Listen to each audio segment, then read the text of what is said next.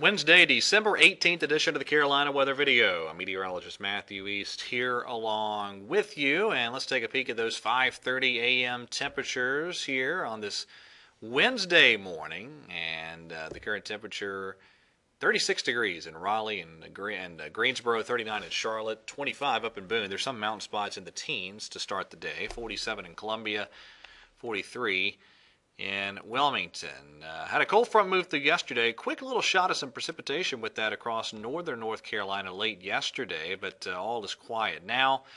In the wake of that front, we have a clear sky in place. We're going to continue to see a lot of sunshine here for today.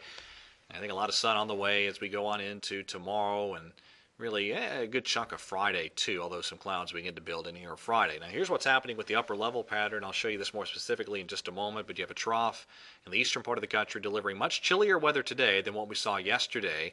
But very quickly that'll get replaced by some ridging over the southeast, and we'll have some record warmth as we go through Saturday and Sunday. So here's what it looks like at the surface. A much chillier day today. Highs back a little below average for this time of year in most spots, but that won't last long. That high slides out into the Atlantic.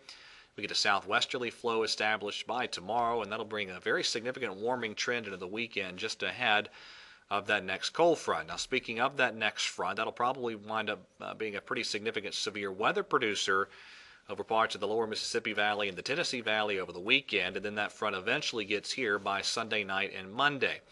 Now that's the European model bringing that front through really Monday morning primarily. The GFS is a little quicker, and there's some big differences in terms of the precipitation amounts being indicated. European only printing out about 1/3 of an inch of rain for much of the Piedmont and even over to the coast as well. The GFS is a far different scenario. Look at those rain totals up over 1 and even in some spots over 2 inches as the precipitation is a lot heavier with the front. Let me show you some of the more detailed modeling here.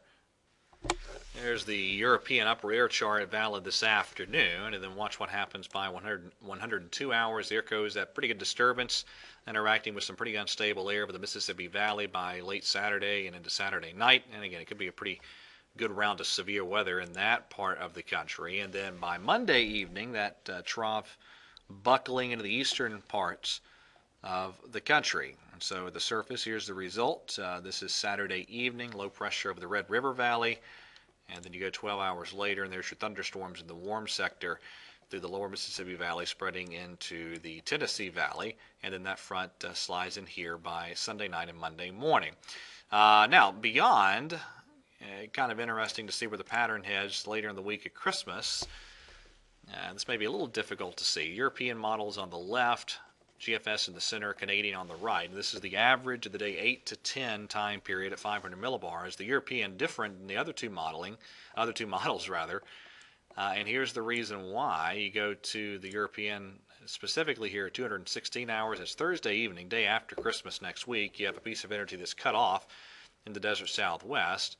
However, on the GFS, it's more of a consolidated trough buckling into the eastern part of the country. Now, that is a typical error you oftentimes see with the European, and it kind of erroneously holding energy back into the desert southwest. And so the differences in terms of precipitation here, I don't think I threw that in there. I didn't throw any of the precipitation charts here, but the bottom line is the difference here is that you end up with a colder scenario later next week on some of the other modeling as opposed to the European. And we'll see when that piece of energy wants to eject. It ejects right at the end of the European model run. And of course, there'll be some big differences there due to the handling of that feature on the various models. But all right, that's it for today. Thank you for watching. Have a wonderful day, and God bless.